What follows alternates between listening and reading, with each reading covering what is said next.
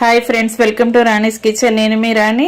ఈరోజు డిఫరెంట్ ప్రాసెస్తో టేస్టీగా క్రిస్పీగా ఉండే మురుకులు చూద్దాం. ఇంతకుముందు ఎప్పుడు కూడా ఈ ప్రాసెస్తో మీరు మురుకులు అనేవి చేసి ఉండండి, చాలా టేస్టీగా ఉంటాయి. ప్రాసెస్ అంతా కొత్తగా అనిపిస్తుంది, కమ్మగా చాలా బాగుంటాయి. ఆ ప్రాసెస్ అంతా చూద్దాం. వీడియోని ఫస్ట్ నుంచి లాస్ట్ వరకు చూడండి. మధ్య మధ్యలో స్కిప్ చేయకుండా చూసినప్పుడే ప్రాసెస్ అంతా క్లియర్గా అర్థమవుతుంది. అలాగే ఛానల్ని ఫస్ట్ టైం వాచ్ చేసిన వారు సబ్స్క్రైబ్ చేసుకుని పక్కనే ఉన్న బెల్ బటన్ని క్లిక్ చేయండి. నేను పెట్టబోయే రెసిపీస్ అన్నీ మీ ఫోన్కి నోటిఫికేషన్కి వస్తే ఓపెన్ చేసి చూడండి. ఇక ప్రాసెస్లోకి వెళ్ళిపోదాం. ఒక బంగాళదుంపను తీసుకుని శుభ్రంగా కడిగిన తర్వాత ఇలా మధ్యలోకి ముక్కలుగా కట్ చేసి తీసుకోండి. ఈ ముక్కల్ని ఒక గిన్నెలోకి వేసుకోండి.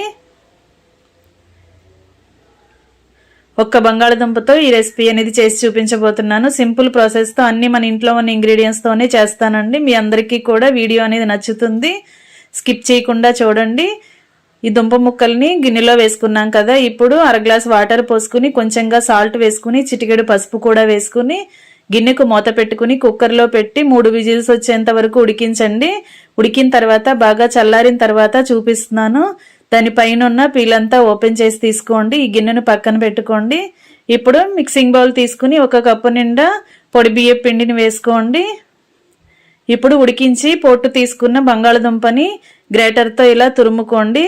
దుంపలోని ముక్కలనేవి పలుకులనేవి ఎక్కడా రాకుండా ఇలా మెత్తగా ముద్దలాగా రావాలండి. ఈ విధంగా గ్రేటర్తో తురుముకోండి. ఇదే విధంగా ఉడికించిన దుంపలన్నీ కూడా తురుముకోండి. 1 కప్పు పిండికి 1 బంగాళదుంప అయితే కరెక్ట్గా సరిపోతుందండి. మీరు 2 కప్పులు అంతకన్నా ఎక్కువగా చేసుకోవాలి అంటే దానిని బట్టి మీరు దుంపల్ని తీసుకోవాల్సి ఉంటుంది. దుంప అంతా కూడా తురుముకున్నాం కదా, ఇప్పుడు టేస్టీకి సరిపడా సాల్ట్ వేసుకోండి. 1 అర టేబుల్ స్పూన్ వాము వేసుకోండి. చిల్లీ ఫ్లేక్స్ కూడా 1 టేబుల్ స్పూన్ వేసుకోండి. చిల్లీ ఫ్లేక్స్ ప్లేస్లో కారం అయినా యాడ్ చేసుకోవచ్చండి. 1 టేబుల్ స్పూన్ తెల్ల నువ్వులు కూడా వేసుకోండి. మనం వేసిన ఇంగ్రీడియంట్స్ అన్ని బంగాళదుంపతో పాటు పిండిలో బాగా కలవాలి. వాటర్ అనేవి ఏమీ యాడ్ చేయకుండా ముందుగా బంగాళదుంపలోని తేమతోనే పిండి అంతా చాలా వరకు కలపండి. ఇప్పుడు 1 టేబుల్ స్పూన్ వెన్న కానీ నెయ్యి కానీ అలాగే ఆయిల్ కానీ వేసుకోండి. అదంతా కూడా పిండికి బాగా పట్టించండి. ఇప్పుడు అవసరానికి తగ్గట్టుగా కొంచెంగా వాటర్ని పోసుకుంటూ పిండిని మరీ పల్చగా కాకుండా మరీ గట్టిగా కాకుండా మీడియంగా కలుపుకోండి. నెయ్యి కానీ వెన్న కానీ కొంచెం ఎక్కువగా వేసుకున్నా కూడా మురుకులు అనేవి క్రిస్పీగా వస్తాయండి. టేస్ట్ చాలా బాగుంటాయి. ఇప్పుడు ఇదంతా కూడా చపాతీ ముద్దలాగా ప్రిపేర్ చేసి పెట్టుకున్నాం కదా, ఇప్పుడు జంతికల గొట్టాన్ని తీసుకోండి. దాని లోపల మీకు నచ్చిన ప్లేట్ని వేసుకోండి, యూజ్ చేసుకోండి. నేను ఇలా ఎక్కువగా హోల్స్ ఉన్న ప్లేట్ని తీసుకుని చేయబోతున్నాను. మీరు మీకు నచ్చిన ప్లేట్ని యూజ్ చేసుకుని వేసుకోవచ్చు. ఆ ప్లేటుని గొట్టంలో పెట్టుకున్నాం కదా, ఇప్పుడు గొట్టం లోపల అంతా కూడా ఆయిల్ని అప్లై చేయండి. స్పూన్తో కానీ చేత్తో కానీ బ్రష్తో కానీ మొత్తం అంతా ఆయిల్ అప్లై చేసి కలిపి రెడీ చేసి పెట్టుకున్న పిండిని ముద్దలుగా తీసుకుని గొట్టంలో పెట్టుకోండి. ఇప్పుడు మురుకుల గొట్టంని క్లోజ్ చేసుకోండి. ఇప్పుడు ఒక ప్యాకింగ్ కవర్ కానీ ఆయిల్ ప్యాకెట్ కానీ ఇలా కట్ చేసి ఓపెన్ చేసి తీసుకోండి. దానిపైన కూడా బ్రష్తో పేపర్ అంతా కూడా ఆయిల్ని అప్లై చేయండి. కవర్ మొత్తానికి ఆయిల్ అప్లై చేసుకోండి. ఇప్పుడు మనం జంతికల గొట్టంతో ఒత్తుకున్నట్లయితే మురుకులు అనేవి రెడీ అవుతాయి.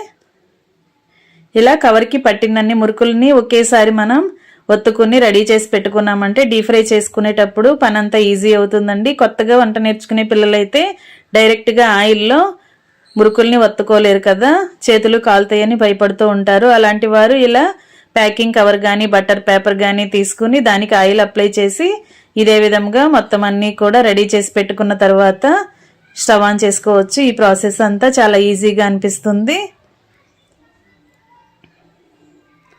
ఇలా రెడీ చేసుకుని పెట్టుకున్నాం కదా, మనం పేపర్కి ఆయిల్ అప్లై చేసాం కదా, మనం జంతికల్ని తీసుకోవటానికి రిమూవ్ చేసినప్పుడు ఈజీగా చేతిలోకి వచ్చేస్తాయండి. ఈ విధంగా చేసి పెట్టుకోండి. ఇప్పుడు స్టవ్ ఆన్ చేసి కళాయి పెట్టుకుని డీప్ ఫ్రైకి సరిపడా ఆయిల్ పోసుకోండి. ఆయిల్ కాగిన తర్వాత ఫ్లేమ్ తగ్గించుకుని ఇలా ఆయిల్కి పట్టినన్ని మురుకుల్ని ఆయిల్లో వేసుకోండి.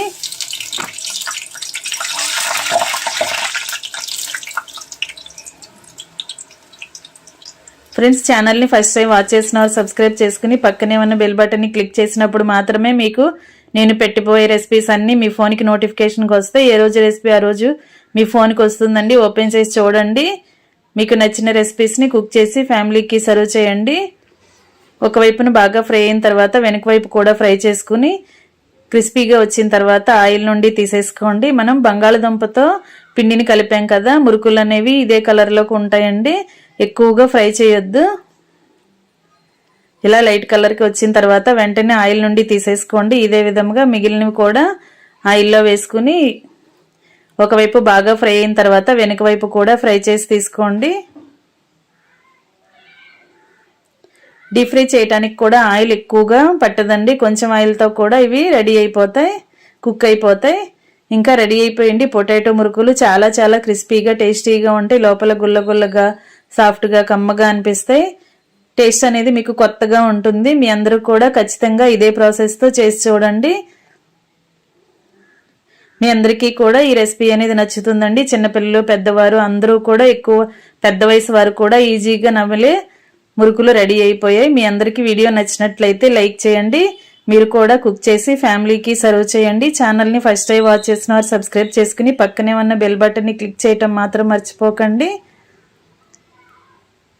టేస్టీ టేస్టీ పొటాటో మురుకులు రెడీ అయిపోయాయి. మీరు కూడా కుక్ చేయండి. సింపుల్ ప్రాసెస్తో అన్ని మన ఇంట్లో ఉన్న ఇంగ్రీడియంట్స్తోనే చేసి చూపించాను కదా. వీడియో అనేది మీకు అందరికీ నచ్చినట్లయితే లైక్ చేయటం మాత్రం మర్చిపోకండి. మరొక రెసిపీతో మళ్ళీ కలుద్దాం. Thanks for watching. నేను మీ రాణి.